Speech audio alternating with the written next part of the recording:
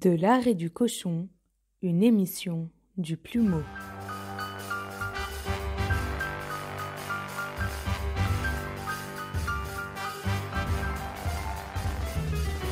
Bonjour à tous, bienvenue dans De l'art et du cochon, votre podcast culture.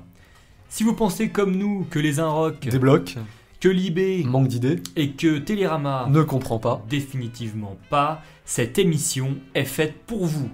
Chaque mois, retrouvez-nous sur Le Plumeau pour débattre ensemble de l'actualité culturelle, des livres dont on parle trop Ou pas assez, des films à voir, ou à éviter.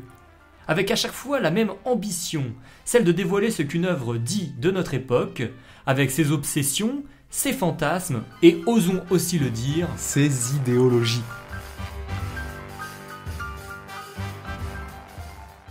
Avec moi aujourd'hui, l'ami Jean, qui fait lui aussi son grand retour. Bonjour Jean, Bonjour Claude.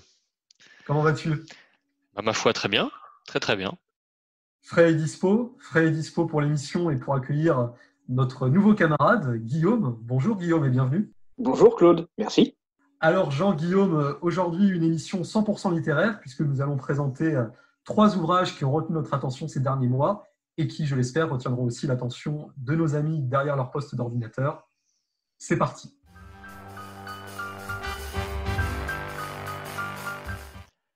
La Grâce de Thibaut de Montaigu, publié chez Plomb.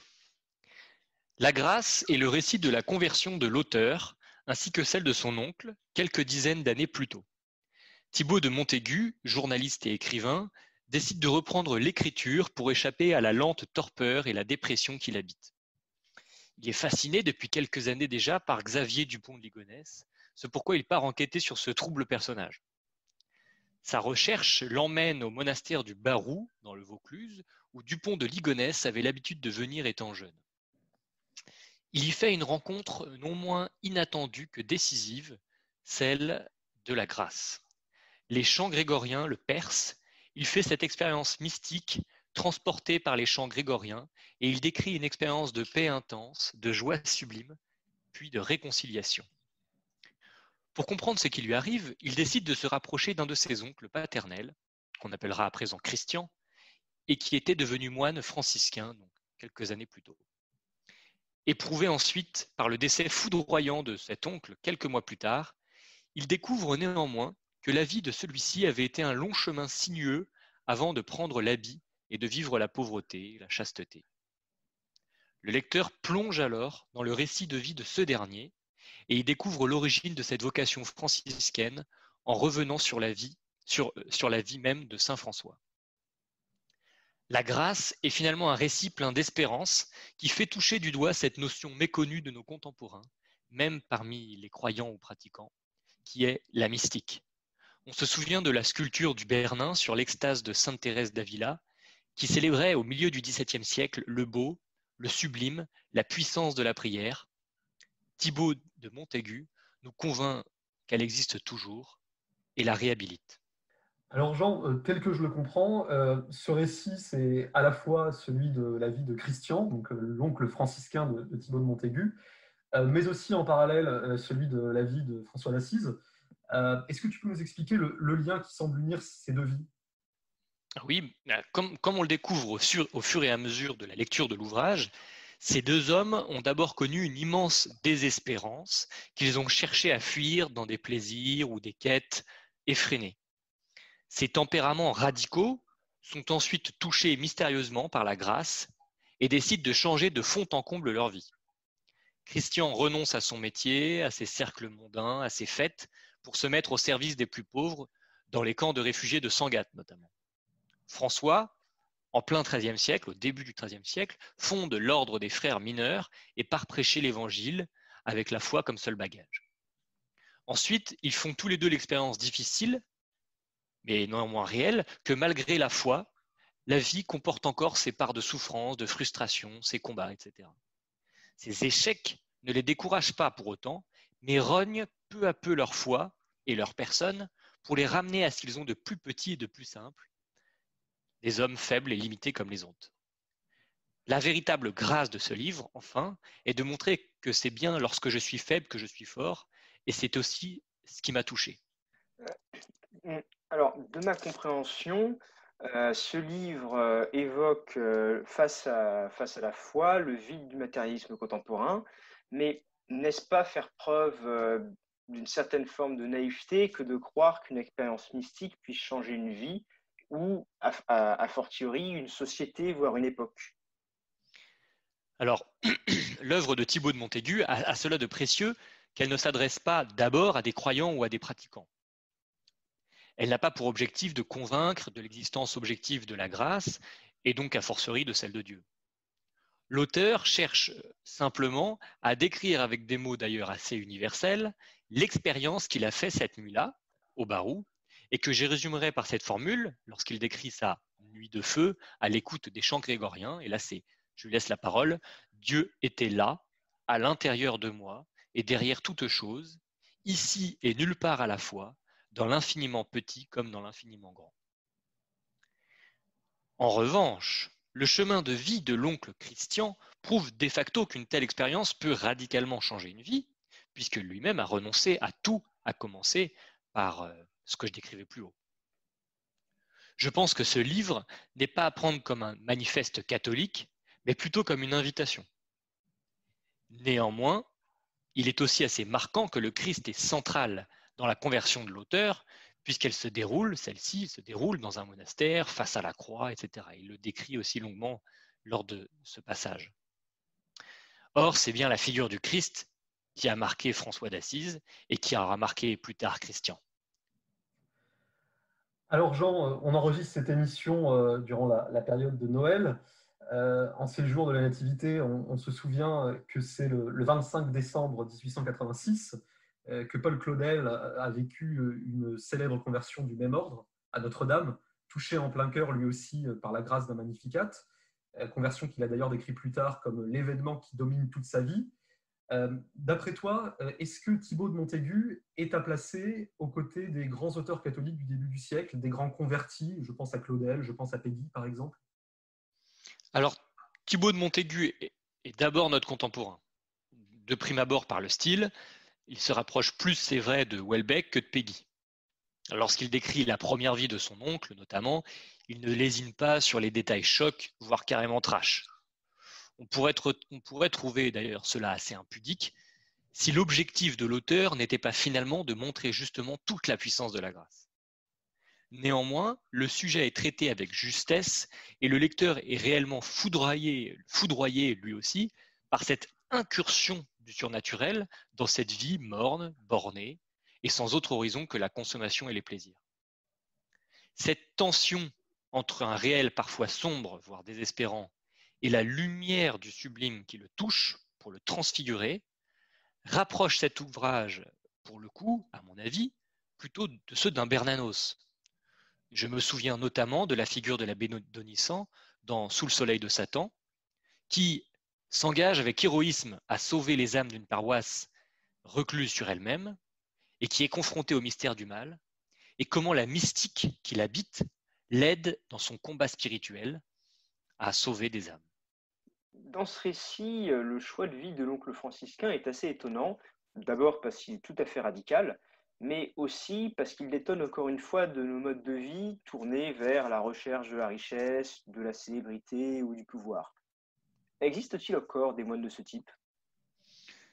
Alors, l'ordre des frères mineurs créé par saint François d'Assise au début du XIIIe siècle existe toujours.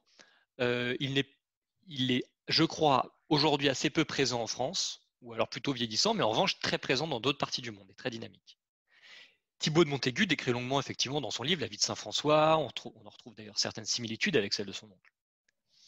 Aujourd'hui, en revanche, certaines communautés comme les petits frères et les petites sœurs de l'agneau vivent littéralement de la mendicité et sont même très dynamiques.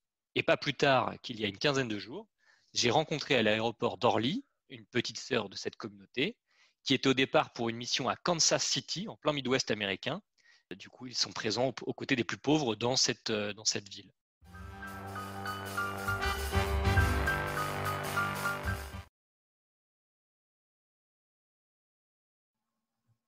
C'est une guerre lointaine et déjà oubliée sous nos latitudes, mais dont les échos se font entendre jusque dans nos rues. Un pays dont les drames contemporains nous émeuvent, mais dont nous avons tôt fait d'occulter l'histoire récente, laquelle aurait pourtant beaucoup à nous apprendre. La guerre civile libanaise, qui a duré de 1975 à 1990, fournit le cadre du dernier livre de Jean-René van der Plaatsen, Le métier de mourir, publié aux éditions Grasset.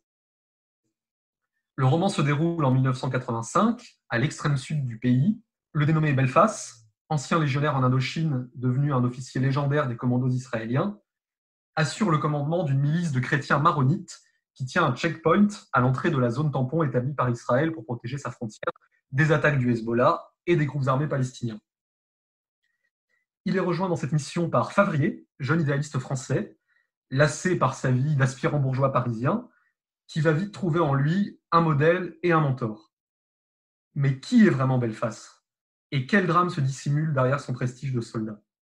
Au milieu des paysages bibliques du Levant, dans une atmosphère de tension latente où chacun guette le prochain attentat, Favrier va pouvoir le découvrir peu à peu et nous avec lui. Je viens de présenter La Grâce de Thibaut de Montaigu. Même si le thème du roman est assez différent, il me semble néanmoins distinguer quelques points communs avec le livre dont tu parles.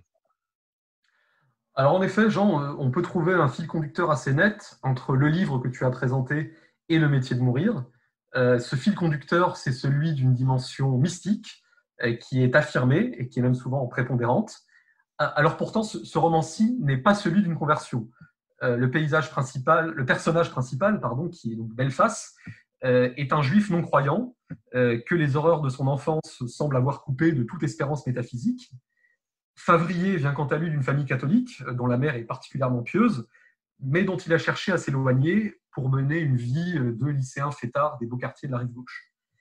Pourtant, malgré ça, le sacré est présent tout au long du récit par deux moyens conjoints. D'abord par les paysages du Liban, qui sont aussi ceux de la Phénicie biblique. À quelques encablures de la ville antique de Tyr, Belfast et Favrier évoluent dans un paysage où la main de Dieu est partout. Les rondes de surveillance que chacun y mène sont d'ailleurs autant d'occasions de méditation sur le destin des hommes et sur celui des civilisations, nous y reviendrons. Et le sacré est aussi, pour ne pas dire surtout, présent à travers les Saintes Écritures.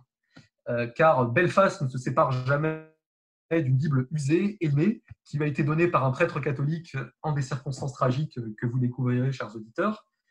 Il s'en sert notamment pour lire, relire et méditer l'Ecclésiaste, un texte de l'Ancien Testament qui sert vraiment de fil conducteur au récit. Pour ceux qui ne le connaissent pas, l'Ecclésiaste est constitué d'un ensemble de réflexions sur la condition humaine qui sont dominées par un ton résigné, pour ne pas dire pessimiste, lequel fait écho à une forme de stoïcisme développée par Belfast au milieu des drames qui ont jalonné sa vie. Alors, s'il ne s'agit donc pas d'un livre sur la foi ou sur la grâce, comme peut l'être le roman de Thibaut de Montaigu, le livre de Van der Plaatsen n'en est pas moins traversé par Dieu et par les questions éternelles qui l'entourent. La concomitance de la parution de ces deux livres me paraît d'ailleurs dire quelque chose du regain de curiosité religieuse, particulièrement chrétienne, qui touche les lettres françaises depuis plusieurs années. Outre Thibaut de Montaigu dont nous avons parlé, je pense évidemment à d'autres noms fameux, comme Michel Houellebecq ou Emmanuel Carrère. À écouter ce que tu dis, néanmoins, plus qu'une réflexion sur Dieu ou sur la foi, ce roman n'est-il pas d'abord une ode aux combattants et aux hommes de guerre ? En effet, Guillaume, ce livre, c'est aussi une réflexion sur la figure intemporelle du soldat, celui qui exerce le fameux métier de mourir, qui donne son titre à l'ouvrage. Cette mystique du soldat, elle trouve son incarnation quasi parfaite dans le personnage de Belfast. Belfast, cet homme dont le nom est un pseudonyme, qui a combattu pour 3 armées différentes, la Légion étrangère française, Tsahal, puis cette armée du Liban Sud, il paraît porter en lui tous les traits caractéristiques de l'art de la guerre et de ceux qui la pratiquent. Un passage résume particulièrement bien cette symbiose, je me permets de le citer, ouvrez les guillemets. À le voir, on se disait tout de suite que Belfast était l'incarnation même du baroudeur. Il formait l'archétype du combattant professionnel. Il paraissait avoir le visage de tous les soldats, de tout temps et de tout lieu, quelle que fût leur race ou leur nationalité. Il symbolisait une figure qui existe depuis que le monde est monde, celle du guerrier. Favrier se faisait la réflexion qu'il aurait tout aussi bien pu servir dans les armées d'Alexandre, traverser les Alpes avec Hannibal ou César, mener une charge de cuirassiers à cheval sous le Premier Empire, ou encore balancer du napalm avec les Américains lors de la première guerre du Vietnam. Seuls les uniformes auraient changé. Belfast, lui, serait toujours resté le même. Fermez les guillemets. Alors, cette figure du soldat, c'est évidemment un classique d'une certaine littérature. Je pense notamment aux écrits d'Ernst Junger, en particulier le combat comme expérience intérieure, qui est sorti en 1922. Dans cette œuvre, à mi-chemin entre le récit et l'essai, Junger raconte son expérience dans les tranchées de la Première Guerre mondiale, ainsi que l'impact spirituel que celle-ci avait eu sur ses camarades et sur lui-même. Il y a un peu de ça dans le livre de Jean-René van der Platzen, qui a lui-même été d'ailleurs dans cette posture du combattant, puisque notre auteur a servi dans l'armée française et qu'il a été casque bleu au Liban dans sa jeunesse, précisément durant cette guerre qui occupe le livre. Outre les échos de l'expérience militaire de l'auteur, quelles sont d'après toi les raisons profondes de cette ode aux combattants ? Eh bien, en fait, plus encore que la fascination pour le soldat, plus profondément peut-être, ce roman est traversé par ce qu'on pourrait appeler une nostalgie de l'héroïsme. Pour paraphraser le premier et précédent livre de Van der Platzen, La nostalgie de l'honneur, qui était le récit de la vie exemplaire de son grand-père, compagnon de la libération, ancien de Bir Hakeim, d'Indochine, d'Algérie, et j'en passe. Eh bien, en fait, l'auteur poursuit ici le même genre d'exercice d'admiration, cette fois sous une forme fictionnelle, mais en s'inspirant pour Belfast d'un homme qui, précise-t-il dans ses nombreux entretiens de presse, a réellement existé et qu'il a eu le privilège de connaître. On reconnaît clairement Van der Platzen derrière les traits du jeune Favrier, dont il avait à peu près l'âge au moment des faits, 1985, et qui développe une vénération toute filiale envers le vieux guerrier Belfast, lequel voit en lui le fils qu'il n'a jamais eu. C'est aussi un roman d'initiation, hein, il faut le souligner. Belfast incarne un type d'homme dont Favrier et l'auteur se lamentent de la disparition programmée, sous les coups de boutoir du consumérisme et de l'individualisme, qui rendent toute notion de sacrifice absolument incompréhensible à nos contemporains. Ça m'a d'ailleurs rappelé un fameux discours de Solzhenitsyn, Le déclin du courage en Occident, qui avait été prononcé, je crois, en 1978, et dans lequel le dissident russe diagnostiquait déjà cette faiblesse congénitale des sociétés capitalistes avancées qui semblent vouées à s'endormir lentement dans le juridisme et dans le confort matériel. Alors, même si on peut être parfaitement convaincu par ce diagnostic attristé, c'est mon cas, on pourrait néanmoins formuler le petit reproche selon lequel le Belfast du roman est un héros presque trop parfait, trop pur, sans la moindre bassesse apparente. Il incarne un type anthropologique qui est vraiment admirable, hein, qui est à rebours radical de notre époque hédonisto-nihiliste. On a donc envie de croire en Belfast et de l'admirer sans réserve, mais on se demande parfois si un tel bonhomme peut vraiment exister ainsi, ou alors peut-être que c'est moi qui pêche par cynisme. Après tout, le cynisme est lui aussi un mal qui est bien de notre époque. Le roman à la guerre du Liban pour toile de fond, c'est assez rare dans la production culturelle contemporaine, non ? Oui, tu as raison, Guillaume. Pourtant, cette guerre du Liban, elle a profondément marqué les esprits en son temps, notamment en France, à la fois en raison de nos liens historiques avec les Libanais, particulièrement les chrétiens, et de notre engagement militaire dans ces événements. L'opinion avait notamment été particulièrement marquée par l'attentat du Drakkar, du nom de l'immeuble dans lequel 58 parachutistes français avaient perdu la vie dans une explosion perpétrée par un groupe islamiste. On peut donc effectivement s'étonner que ce long épisode de 15 ans n'ait pas fait l'objet de plus d'attention artistique chez nous jusqu'à présent. Peut-être parce qu'on y trouverait des résonances un peu dérangeantes avec certaines dynamiques à l'œuvre dans nos contrées, qui sait. Peut-être aussi parce qu'on n'y trouverait aucune matière à repentance potentielle, quoique les spécialistes du genre y arriveraient sans doute. J'ai néanmoins un contre-exemple en tête qui vient d'un autre livre publié il y a quelques années déjà, Le quatrième mur, un roman de Sorge Chalandon, qui raconte l'histoire d'un jeune militant maoïste des années 70, parti au Liban pour tenir la promesse faite à un ami d'y monter l'Antigone de Jean Anouilh, avec pour acteurs des représentants des différentes factions politiques et religieuses impliquées dans le conflit. C'est un autre excellent roman que je vous recommande, qui montre brillamment la fascination dévorante que la guerre peut développer dans de jeunes esprits exaltés, et qui donne de quoi comprendre un peu seulement, hein, mais c'est déjà pas mal, les mécaniques de ce conflit dans l'Orient compliqué. Alors, s'il y a un pays compliqué dans l'Orient compliqué, c'est bien le Liban. Il y a néanmoins une différence de taille avec le livre de Jean-René van der Platzen. Celui-ci se pose clairement du côté des chrétiens et des Israéliens, là où Chalandon laisse poindre sa sympathie préférentielle pour les Palestiniens, qui furent un acteur du conflit libanais, un acteur majeur, avec l'OLP d'Arafat et leurs centaines de milliers de réfugiés dans le pays. Il faut dire que Chalandon a fait toute sa carrière de journaliste à Libération, là où Jean-René van der Platzen est directeur adjoint de la rédaction du Figaro Magazine. Un esprit taquin pourrait peut-être y voir une piste d'explication.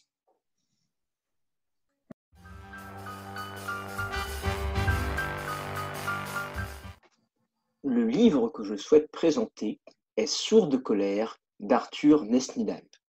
Nesnidal est un jeune auteur de 24 ans qui a déjà publié La Purge, un roman acide sur les classes préparatoires. C'est aussi un militant de gauche, ancien candidat aux élections législatives pour la France insoumise en 2017, et son dernier livre est tout empreint de cet engagement. C'est bien un roman.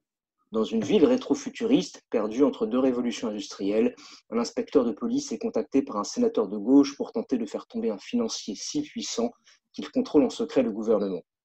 Malgré l'accroche, l'enquête et l'action occupent peu de place dans le livre. L'ambition de l'auteur est d'en faire une fresque sociale, et les péripéties du personnage principal, l'inspecteur Andrieux, l'amènent à alterner les voyages entre les milieux des riches et ceux des pauvres, entre le poste de police et le camp de migrants, la réunion de politiciens et le meeting de syndicalistes. Derrière le scénario, c'est en fait de grands pans de l'imaginaire de la gauche que l'on voit s'animer sous forme romanesque. Plus qu'un roman engagé, c'est donc un vrai roman politique.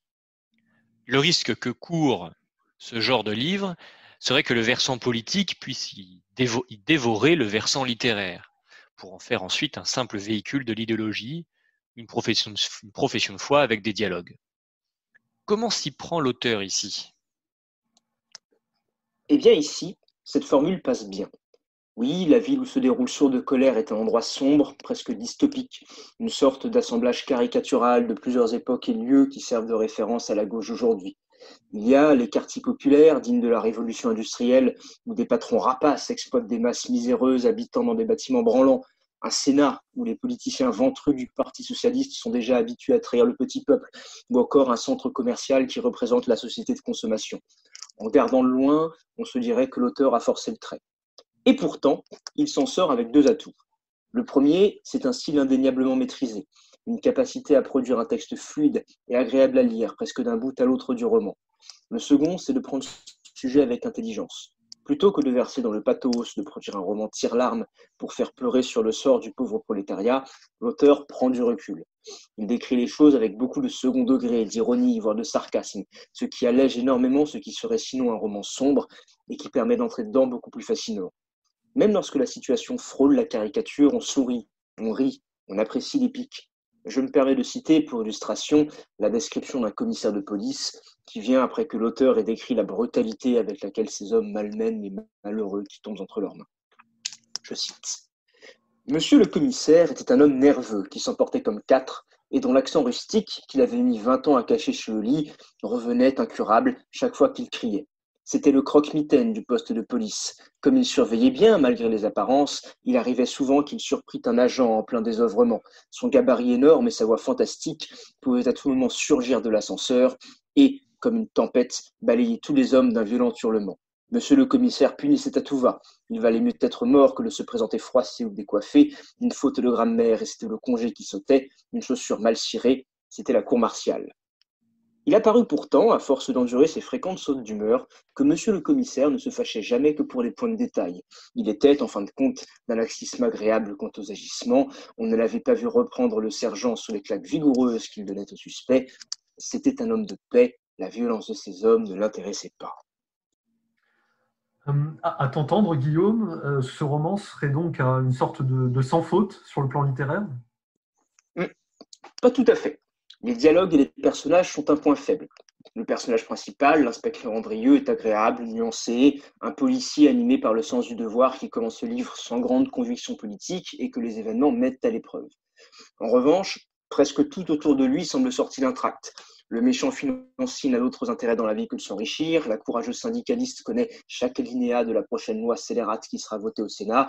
Le vieux sénateur de gauche est grandiloquent comme un Jaurès fourbu.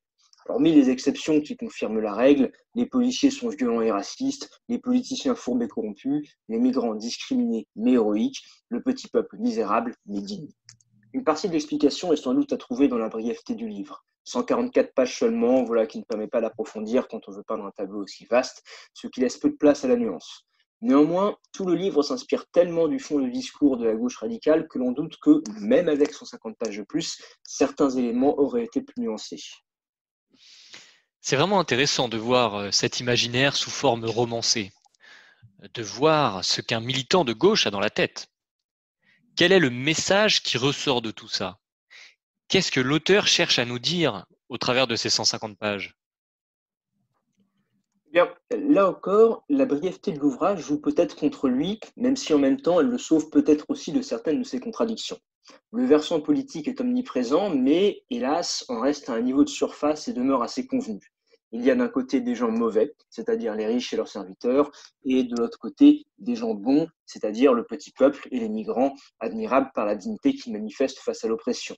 Le livre dénonce l'oppression et loue la colère des opprimés, cela est clair, mais il ne va pas vraiment plus loin. Il ne dépeint pas un système qui expliquerait par exemple pourquoi les financiers auraient tant de pouvoir et pourquoi, disons, des politiciens de gauche trahiraient leurs électeurs pour prêter la main aux financiers. S'il le voulait, le livre ne le pourrait probablement pas d'ailleurs. En associant dans un même lieu des situations issues d'époques différentes, de la révolution industrielle aux années 2020, il ne peut se permettre qu'une critique très générale sur la rapacité des puissances d'argent.